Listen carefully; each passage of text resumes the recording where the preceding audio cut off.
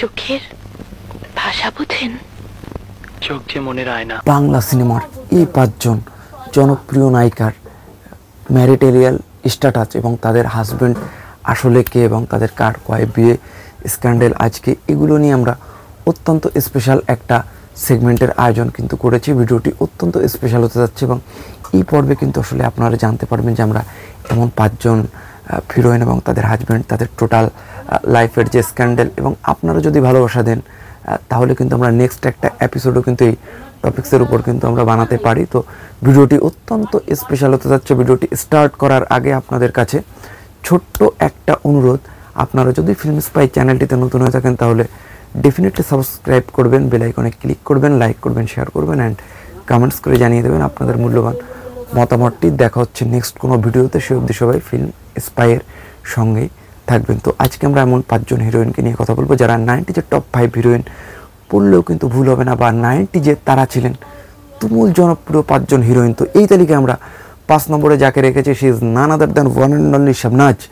তো আজকে আমরা তার স্বামী এবং তার ম্যারিটারিয়াল যে স্ট্যাটাস, যার ম্যারিট স্ট্যাটাস নিয়ে কথা বলবো। তো শাবনাজ 1992-তে চাঁদনি সিনেমার মধ্য দিয়ে যার সঙ্গে জুটি বেঁধে আসে নাইম। তো এই নাইমকে ব্যক্তি জীবনে তিনি বিয়ে করেন পরের বছর এবং তাদের কোল জুড়ে আসে 2টি মেয়ে রয়েছে এবং তারা দুজন একসঙ্গে কিন্তু লাইফের প্রায় 30 ইয়ার্স প্রায় কাভার করে দিয়েছেন এবং তারা বেশ সুখে শান্তিতে কিন্তু রয়েছে এবং তাদের 2 মেয়ে নিয়ে তারা কিন্তু বেশ সুখে স্বাচ্ছন্দ্যে তাদের বিভিন্ন রকম পোস্ট, বিভিন্ন রকম ইমোশনাল মুহূর্ত তাদের শেয়ার করতে দেখা যায়। তো এইবার আমরা যাকে নিয়ে কথা বলবো, she is none other than one and only all generations crush, she is পূর্ণিমা।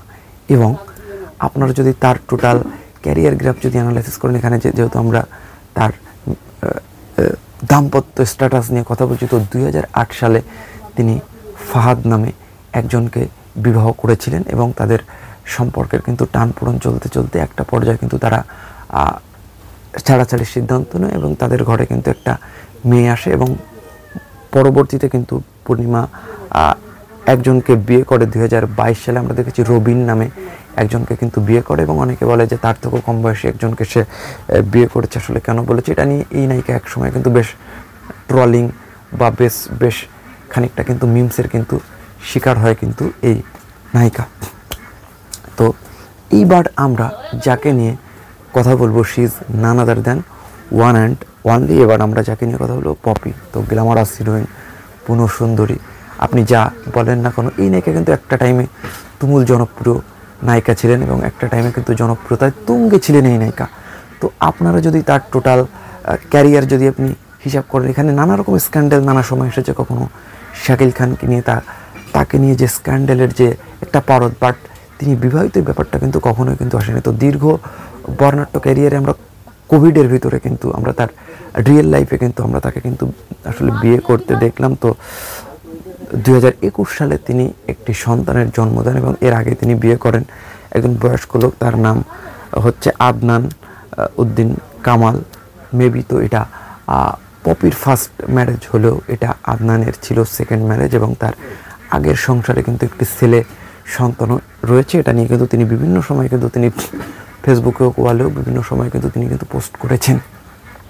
এবার আমরা চলে যাব আরেকজন হিরোইন, জনপ্রিয় হিরোইন মৌসুমী। এক্স্যাক্টলি তার হাজব্যান্ড আসলে কিটা আপনারা কম বেশি সবাই জানেন এবং এটা নিয়ে এক্সপ্লেন করার কিছু নেই। আমরা দেখলাম 1993-তে দুলা সিনেমার মধ্য দিয়ে একটা সুইট, একটা মিষ্টি পেয়ার বাংলা সিনেমাতে জুটি বাঁধল, যেটাতে মৌসুমী এবং উমর সানি, এবং তারা এরপরে চললো তাদের লাইফের সফলতার জার্নি এবং একের পর এক তারা back to back successful cinema উপহার দিয়ে কিন্তু অডিয়েন্সদের মনের মণিকোঠায় ঢুকে গেল এবং রিয়েল লাইফ লাভ স্টোরি একটা টাইমে মোড় নিল রিয়েল লাইফ লাভ স্টোরিতে এবং 1996-এ তারা বিবাহ বন্ধনে আবদ্ধ হলেন উমর সানি এবং মৌসুমী। তাদের কোল জুড়ে আসলো ছেলে, পরবর্তীতে মেয়ে।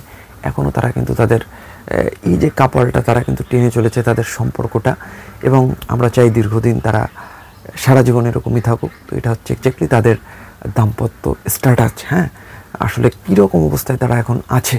তো এবার আমরা অ্যাট লাস্ট অবশেষে কথা বলবো 90s-এর মোস্ট পপুলার, মোস্ট জনপ্রিয় হিরোইন শাবনূর। তো অন্যদের মতো কিন্তু তার দাম্পত্য লাইফটা কিন্তু আসলে ওরকম স্মুথলি কিন্তু কখনো রান করেনি। তো আসলে 2012 সালে তিনি বিয়ে করেন অনিক নাম করে, অনিক হৃদয় মাহমুদ অনিক নামে একজনকে। এরপরে তাদের দাম্পত্য কলহের জের ধরে বনিবনা হয় না, তাদের ভিতর ডিভোর্স হয়ে যায় এবং তাদের একটা ছেলে রয়েছে এবং এখন মেবি তিনি সিঙ্গেলই আছেন।